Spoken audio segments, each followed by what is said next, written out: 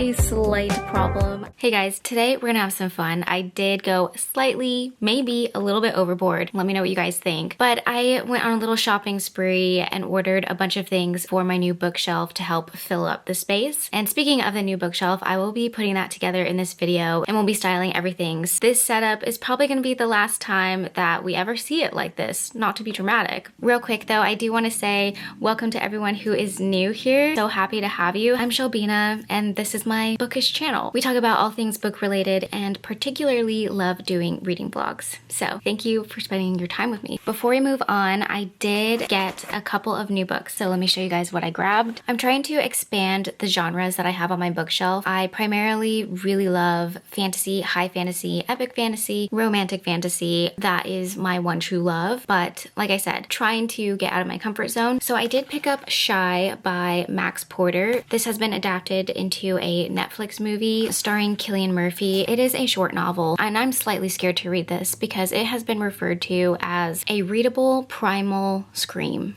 So yeah, it seems like it's going to be filled with rage, which is interesting because it's called Shy. So quite unassuming, but I'm very curious to read this and definitely want to before I watch the film. The other book I picked up was Fruit of the Flesh by Ivy Ophelia. This would be the second book that I read from this author. My first book that I ever read from her was The Poisoner, which although I won't be continuing that series because I didn't know it was a series, and personally I don't feel like it needs to be one, I did enjoy it somewhat. I went in blind, so I really didn't know that it was gonna turn into a monster romance, which is not really my thing, but I did enjoy her writing and I found it quite funny. I don't know what's wrong with me. I don't know if that's like a typical reaction, but it made me laugh. So I enjoyed it enough to be curious about the writer, want to explore more of her writing. So I did pick this one up. Also going blind into this, I don't know if this is a wise decision, but it's going on the bookshelf nonetheless. And then I also picked up I, Medusa. So this is actually supposed to be a villain origin story, which to me sounds pretty refreshing in terms of a plot. So yeah, I'm trying to mix things up, but I did save the best new addition to the bookshelf for last because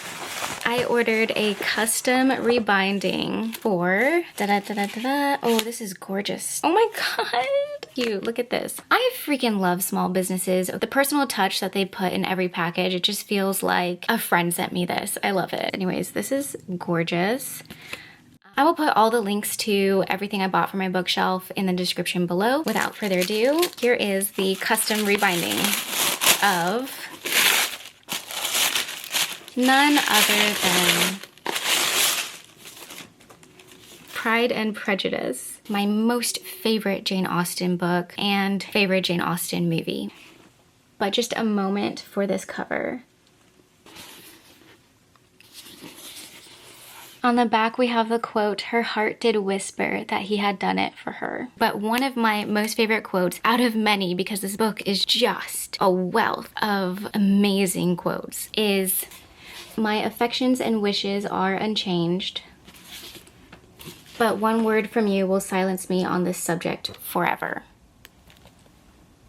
It's so good. Very excited to add her to my shelf. And then as always, we have to do a current reading update. I'm currently 80% into the favorites. This is acting as my palette cleanser after reading Alchemize, so it's very much needed. However, this morning I also did start Dune Messiah. I'm only on page 9, but I'm already finding that while I'm reading the sequel, I need to keep this bad boy well within reach because, like I said, only on page 9, but I've already needed to refer to the glossary. So guys, why do we not have a glossary in this sequel?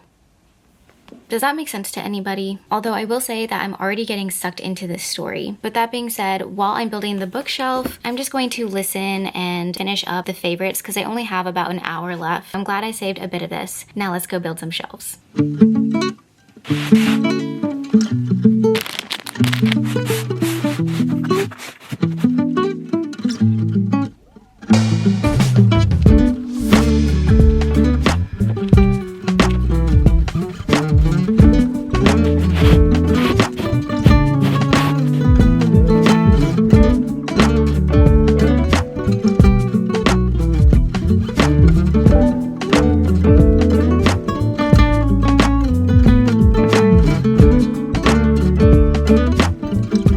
so we've got a slight problem. I didn't think that I would need to have a corner connector, but apparently I'm wrong and I desperately need a connector for these two bookshelves. As disappointed as I am to not just knock this out all in one go, I'm gonna have to order the piece that I need on Amazon and wait till tomorrow to put everything up and decorate. But lesson learned, if you guys are arranging bookshelves to be in a corner, you need a connector. Otherwise, you are gonna have this gapping problem. So don't be like me. Make sure you have all your tools ahead of time. While I have this camera on, I do have a reading update for you guys. I finished The Favorites and okay, so I was hoping that this was going to be a very good palette cleanser. However, that ending, I'll just say this to keep it spoiler free. It did not quell my feelings that I had coming out of Alchemized.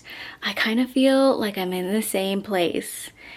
So I'm feeling a little emotionally frustrated. This was a good book though. I'm gonna save my rating for the wrap up, but I just want to pop on and say I did finish it. Now I'm thoroughly concerned for the month of reading that I have ahead of me because read Alchemized, read The Favorites. I'm going into Dune Messiah, which is one of the most controversial Dune books. And then I've got Vita Nostra at some point this month. I just need a win, y'all. Okay, I need an emotional win. I wouldn't recommend reading this after something like Alchemized, but it is good.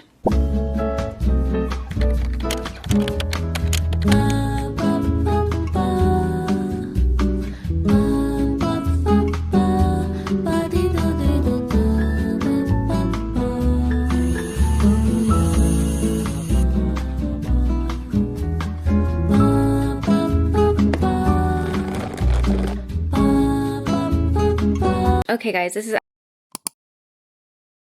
my bookshelf. All day yesterday, my husband and I were trying to figure out the best situation for the corner bookshelves. I had overnighted from Amazon a connector that is compatible with the IKEA Billy bookcases. However, for that particular bracket, it didn't actually account for a perfect 90-degree angle, which is what I need for this corner. It was more so for if you're using the comb setup of the Billy bookcases, which isn't a perfect 90-degree angle, it's more curved. So that didn't work for us. And then we thought, well, okay, maybe we just need to get that centerpiece from the Billy bookcase. But you know, I just was running out of time, quite frankly, if I want to get this video up. So if this is up on time, this is kind of a miracle.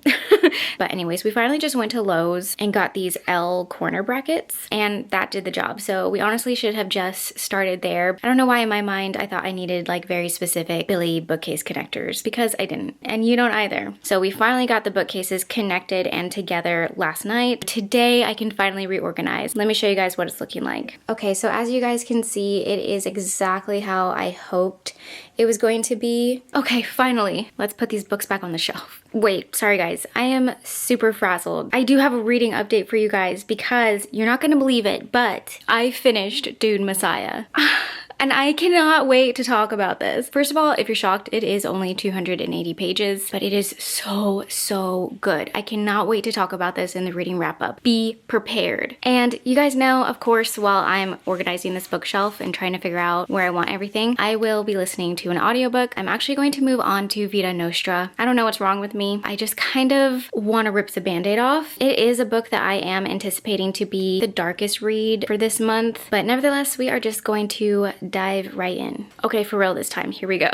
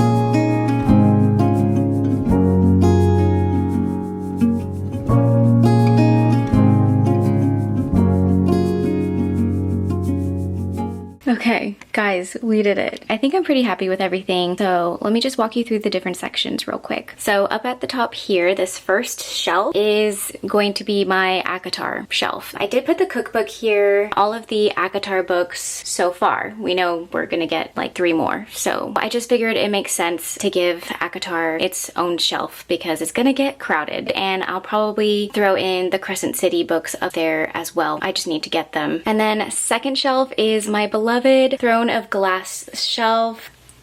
I love these books so much. These are my 2 6-star shelves, so I wanted to do something special for both of them. So for the Throne of Glass shelf, I have the map of Aurelia, and I also got this gorgeous Aelin crown from Etsy and just put a flameless candle in it. And for this shelf, I have a section for the Empyrean series and all my copies and editions for that. And then I ordered a print for the Shepherd King duology and put it in this really pretty vintage looking frame. Sorry, there is a glare, but it says, "Be wary, be clever, be good," which is obviously one of my favorite quotes. So I had to put it on the shelf along with my custom rebindings that my husband gave me this Christmas. These are elm trees, by the way. I'm not crying. You're crying. Okay, so moving down, we have all the rest of my fantasy and a little bit of sci-fi. On this shelf, I have the Once Upon a Broken Heart trilogy. And then I also wanted to display my special edition of A Fate Inked in Blood because this is going to kick off my TBR section. So everything, including A Fate Inked in Blood, is my TBR. I put my TBR jar on top of my current monthly TBR. So as you guys can see, what I have left in this month to read